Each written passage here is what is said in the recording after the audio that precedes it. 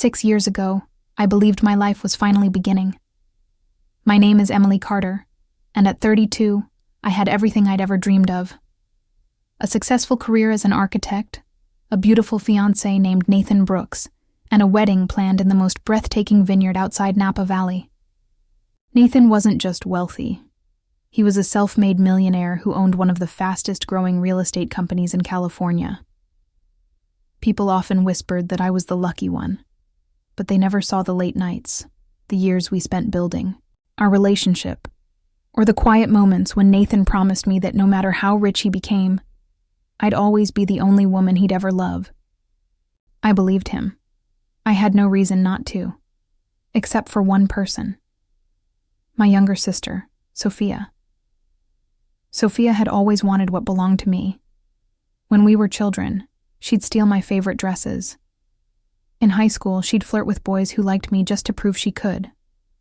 Our mother always dismissed it.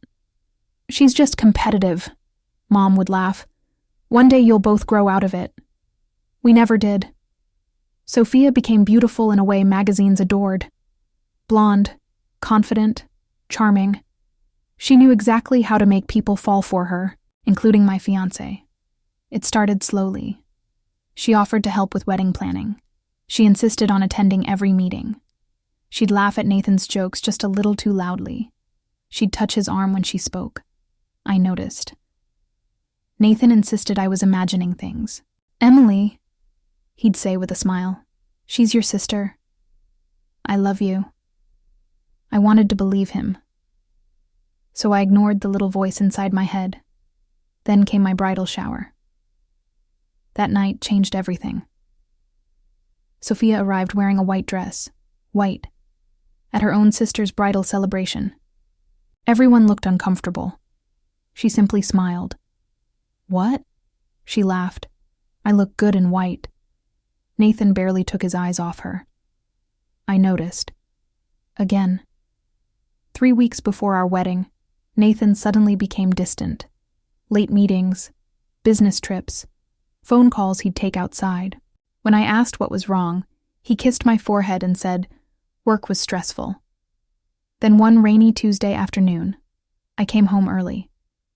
Nathan's car wasn't in the driveway. Neither was Sophia's. Something told me to drive to his penthouse. When I arrived, his bedroom curtains were open. I looked through the floor-to-ceiling windows, and my entire world shattered. Nathan and Sophia were kissing. Not just kissing. Laughing, holding each other, like they'd been together for months. I couldn't breathe. My hands shook so badly I dropped my keys. The sound made Nathan look toward the window. Our eyes met. For 1 second. Then he didn't even look guilty. He simply closed the curtains, as if I didn't matter anymore. The wedding was canceled the next morning. Nathan sent one email.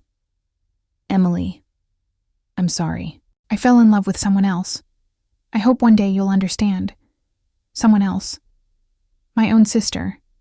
Sophia called me only once. She wasn't apologizing. She was celebrating. You were never exciting enough for him," she said. "He deserves someone who matches his lifestyle. And don't worry. You'll find someone." The line went dead. Mom begged me to forgive her. Dad refused to speak to Sophia ever again. Within 6 months, Nathan and Sophia were married in Italy. The same venue Nathan and I had once dreamed about visiting together. Photos of their wedding covered every magazine and social media page. Luxury yachts, private jets, diamond jewelry, the mansion. Everything that was supposed to be my future now belonged to my sister. I left California. I couldn't stay. Every street reminded me of betrayal. Every restaurant reminded me of Nathan. Every holiday reminded me that I had lost not only the man I loved, but also my family. For 6 long years, I disappeared. No one knew where I'd gone. No one heard from me, especially Sophia. She assumed I'd never recovered. She assumed I'd spend the rest of my life alone. She had no idea. Those 6 years would change everything, and one phone call would bring me back home. It wasn't a celebration. It wasn't an invitation. It was news that would force both sisters to stand face to face again. Our mother had died. The flight home felt longer than 6 years. As the plane descended into Los Angeles, memories flooded back.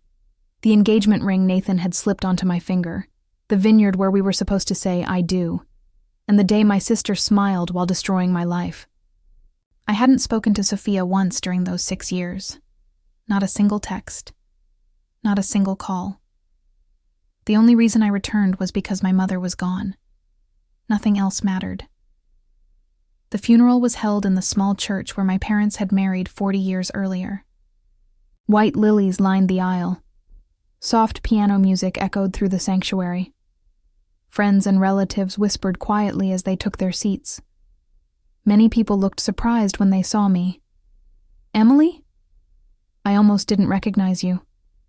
You look different." I simply smiled politely. The broken woman who had left California no longer existed. Years of rebuilding myself had changed everything. My dark hair was shorter, my posture straighter. My confidence no longer depended on anyone else's approval. After paying my respects to my mother's casket, I stood quietly near the front pew beside my father. He hugged me tightly. "I'm sorry," he whispered. "For everything." I squeezed his hand. "We're here for Mom. Nothing else." Or so I thought.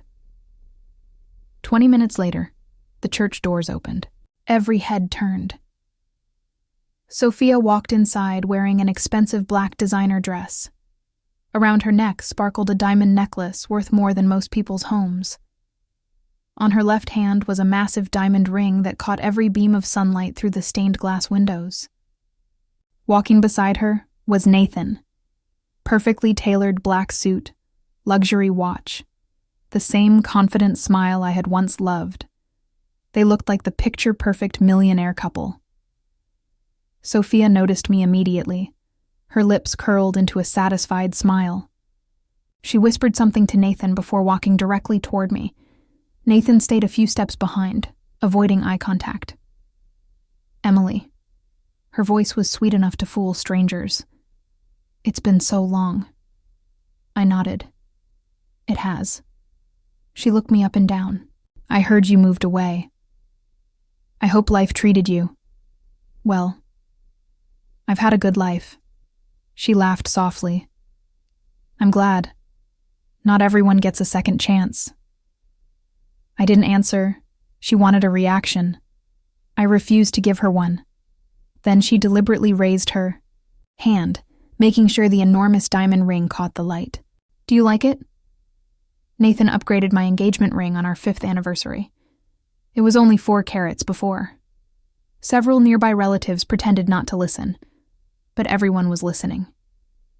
Sophia leaned closer. "Poor you." Her smile widened. "Still alone at 38? I got the man. The money. And the mansion." She looked around proudly. "I guess some women are simply born winners." The words were almost identical to the cruel phone call she'd made 6 years earlier. She expected tears. She expected anger. She expected revenge. Instead, I smiled. A calm, genuine smile. Sophia frowned. She wasn't expecting that. "You seem very confident," I said softly. "Of course I am. I have everything." I tilted my head. "Do you?" She folded her arms. "What does that mean?" I glanced toward the church entrance, then back at her. "Tell me, Sophia, have you met my husband yet?" For the first time, her smile disappeared. Nathan finally looked directly at me, confused. "Husband?" Sophia blinked. "You got married?" I nodded. 3 years ago. "You never told anyone." "There was no reason to." She laughed nervously. "I don't believe you." I checked my watch. He should be here any second. Nathan's expression changed. Something about my confidence made him uneasy.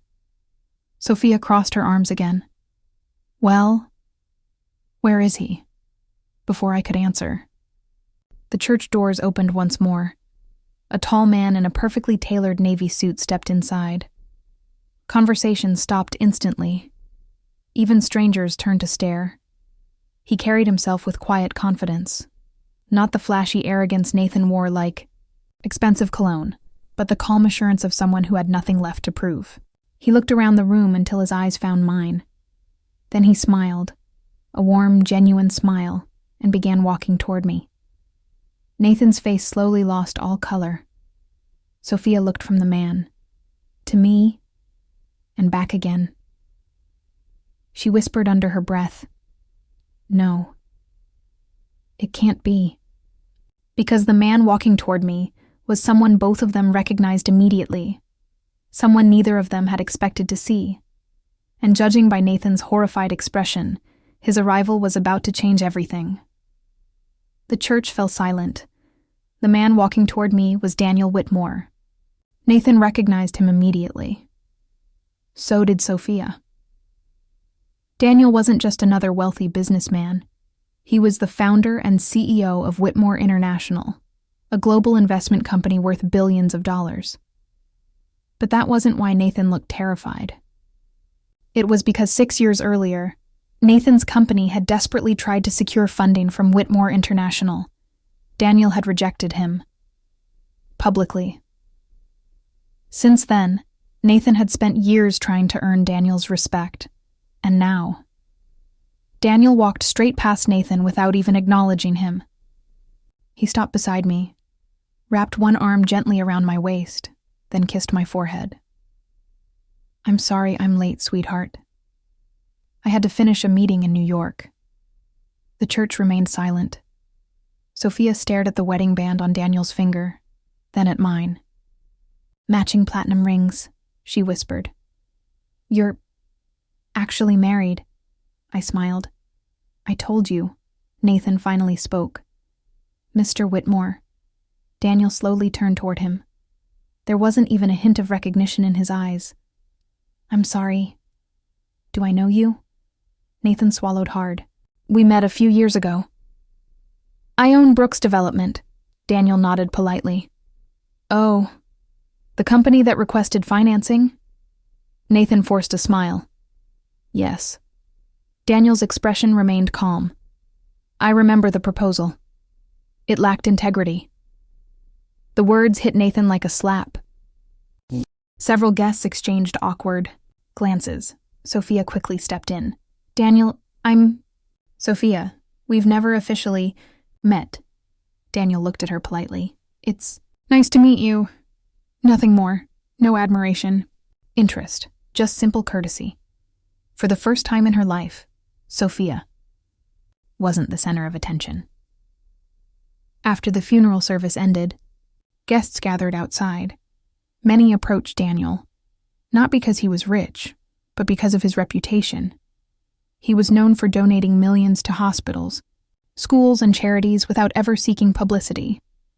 As Daniel spoke with my father, Sophia walked over again. Her confidence had vanished. "So," she forced a smile, "you married a billionaire. Guess things worked out." I looked at her quietly. "It wasn't his money that made me marry him?" She rolled her eyes. "Oh, please, everyone says that." Daniel overheard her. He smiled, gently. "When Emily and I met, I had already stepped down as CEO. I was living quietly under another name." Sophia frowned. "What?" Daniel nodded. "We met at a volunteer center. She thought I was an ordinary widower helping rebuild homes after wildfires." Sophia stared at me. Daniel continued. "She had no idea who I was. We spent nearly a year together before she learned the truth." He looked at me with a warm smile. "And when she found out, she was angry. A few relatives laughed softly. She told me she would have preferred I'd stayed anonymous." Sophia couldn't believe what she was hearing. Nathan suddenly asked, "Why didn't anyone know you were married?" Daniel answered calmly, "Because Emily wanted peace. She didn't want another relationship judged by wealth." He looked directly at Nathan. After what she'd been through, I understood. Nathan lowered his eyes. For the first time, he looked ashamed. I made the biggest mistake of my life, he said it so quietly that only the four of us heard. I thought money meant happiness, thought excitement was love. He glanced at Sophia. I was wrong, Sophia snapped. What is that supposed to mean? Nathan sighed deeply. Our marriage hasn't been happy for years. Her face turned pale. What? We've been pretending. We sleep in separate rooms. We argue constantly. The mansion feels empty, Sophia whispered. Don't do this. Nathan looked at me. I destroyed the best thing. That ever happened to me. I'll regret it. Forever. Daniel stepped forward. You should regret betraying someone who loved you, but don't confuse regret with love. He placed his hand in mine. Emily doesn't belong in your past anymore, Nathan nodded silently. He knew Daniel was right. As Daniel and I prepared to leave, my father called me back. He handed me a sealed envelope. Your mother wanted you to have this. Inside was a handwritten letter. Tears filled my eyes as I read. My dearest Emily, if you're reading this, I'm no longer here. I know I failed you. I should have protected you when your heart was broken. Instead, I hoped time would fix what I was too afraid to confront. For that, I am deeply sorry. Never measure your worth by the people who leave you. The right people will stay. Live a life so full of peace that betrayal becomes only one chapter, not your entire story. I love you forever. Mom. By the time I finished reading, tears were streaming down my face. Daniel gently wrapped his arm around me. Together, we walked toward our car. I glanced back one final time. Nathan stood alone, staring at the ground. Sophia stood beside him. But the confidence she'd worn like a crown was gone. They still had the mansion. They still had the expensive cars. They still had the money. But they had lost something. Priceless trust, love, and the chance to build a life with someone who truly cared. As our car pulled away from the church, Daniel reached for my hand. Ready to go home? I smiled through my tears. Yes. Not back to the past, but forward, to the life I had built.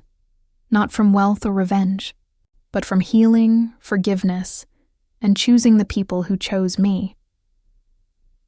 3 days after the funeral, Daniel and I stayed behind to help my father sort through my mother's belongings. The old family house felt strangely empty. Every room carried memories, some beautiful, some painful. Dad quietly packed photo albums into cardboard boxes while I cleaned out Mom's bedroom. Inside her closet, hidden behind a row of winter coats, I noticed a small wooden safe. Dad, I called. Did Mom ever mention this? He looked surprised. I've never seen it before. The safe wasn't locked. Inside were several folders, old photographs, and one sealed envelope. Across the front, in my mother's handwriting, were the words, "Only open this if both my daughters are together." I stared at it for a long moment. Daniel gently squeezed my shoulder. You should call. Sophia. I wasn't sure I wanted to, but my mother's final wish deserved respect. An hour later, Sophia arrived. Nathan wasn't with her. She looked exhausted. No makeup. No designer handbag. No arrogant smile. She silently sat across from us at the dining table. Dad placed the envelope between us. This was your mother's last request. With trembling hands, I opened it. Inside was another letter and a DNA test. I frowned. What is this? Dad leaned forward. I've never seen that before. I unfolded the letter. My precious daughters, if you're reading this together, then perhaps there is still hope for both of you. There is something I should have told you many years ago. Sophia, Richard is not your biological father. The room froze. Sophia blinked. What? Dad's face turned completely white. What did she just say? I kept reading. Before I married Richard, I had a brief relationship with another man. I discovered I was pregnant after he disappeared overseas. Richard knew everything. He chose to marry me anyway. He raised Sophia as his own daughter from the day she was born. He never loved her any less than Emily. Sophia's hands began shaking. She looked at Dad. You knew? Tears filled his eyes. I knew. I promised your mother I'd never tell you. You were always my daughter. Sophia burst into tears for the first time in her life, not because she had lost something, but because she realized someone had loved her. Unconditionally all along, the letter continued. Emily, I know you believed I always defended Sophia. The truth is, I carried guilt every day. I feared losing her if she ever learned the truth, so I excused behavior I should have corrected. In trying to protect one daughter, I deeply hurt the other. I stopped reading. My own tears blurred the words. Mom had known. All those years, she had understood exactly what she'd done. Sophia suddenly stood. I'm sorry, her voice cracked. I don't deserve forgiveness. No, don't even deserve to ask. She turned toward me. I spent my whole life trying to prove I was better.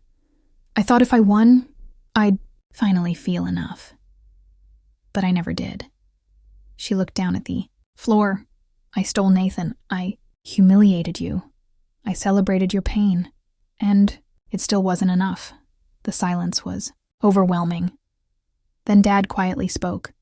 You girls have already lost your mother. Don't lose each other too. Sophia looked at me with tears streaming down her face. I know you may never forgive me, but if there's even the smallest chance, I'd spend the rest of my life earning it. I looked at Daniel. He simply nodded. The decision was mine. After a long pause, I walked toward Sophia. She flinched, perhaps expecting anger. Instead, I hugged her. Not because she'd earned forgiveness, but because I refused to let bitterness define the rest of my life. Sophia broke down, crying harder than I'd ever seen. I'm so sorry, Emily. I'm so sorry. For the first time in 6 years, the two sisters stood together, not as rivals, but as grieving daughters. Neither of us could change the past, but perhaps we could choose a different future. 6 months passed. Life slowly settled into a new rhythm. Daniel and I returned to our home in Colorado, while my father decided to retire and spend more time traveling. Sophia remained in California, but one thing had changed. She called Dad every Sunday, without fail. Sometimes they talked for hours. Sometimes they simply sat on video call, saying very little. For the first time in years, she was trying. One rainy afternoon, I received an unexpected phone call. It was Sophia. Her voice trembled. Emily, I need your help. My heart tightened. What happened? It's Nathan. I flew to California the next morning. When I arrived at the hospital, Nathan looked nothing like the confident millionaire I'd once known. He had lost weight. Dark circles surrounded his eyes. His expensive suit had been replaced by a plain hospital gown. Sophia stood quietly beside his bed. She looked exhausted. What happened? I asked. She sighed. 3 months ago, someone inside his company stole nearly $80 million. I looked at Nathan. He nodded weakly. My chief financial officer. He forged documents for years. The government froze. Everything while they investigate. Company collapsed. The mansion is gone. The cars are gone. The investments are gone. Sophia quietly added. We had to sell almost everything just to pay employees. I remembered the day at the funeral when she'd proudly declared, I got the man. The money and the mansion. Now, all of it was gone. Nathan looked at me. I deserve this. No, I deserve worse. I didn't answer. He wasn't asking for sympathy. He was simply telling the truth as he saw. Daniel arrived an hour later. Nathan immediately tried to sit up. I'm sorry. Mr. Whitmore. Daniel gently stopped. Him. Stay where you are. Nathan lowered his head. I know you'll never respect me. Daniel remained silent for a moment. Then he spoke. Respect isn't something people lose forever. It's something they rebuild. Nathan looked surprised. Daniel continued.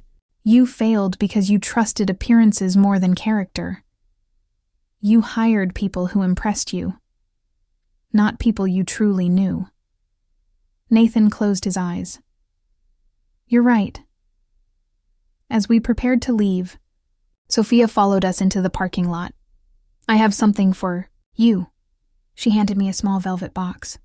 Inside was the diamond engagement ring Nathan had once given me. I stared at it. I found it in our safe. He wanted to sell it? I couldn't. It belongs to you. I looked at the ring for a long time. 6 years ago, I would have cried just seeing it. Now, it felt like a stranger's memory. I closed the box, then placed it back into Sophia's hands. No, she looked confused. It isn't mine anymore. It belongs to your past, and I've already let mine go. 2 weeks later, Daniel surprised me. He drove me to a quiet hill overlooking the valley. Construction crews were working below. What is this? I asked. He smiled. Your dream, I frowned. My dream? When we first met, he said. You told me you wanted to design affordable homes for families who could never buy one. I never forgot. He handed me a folder.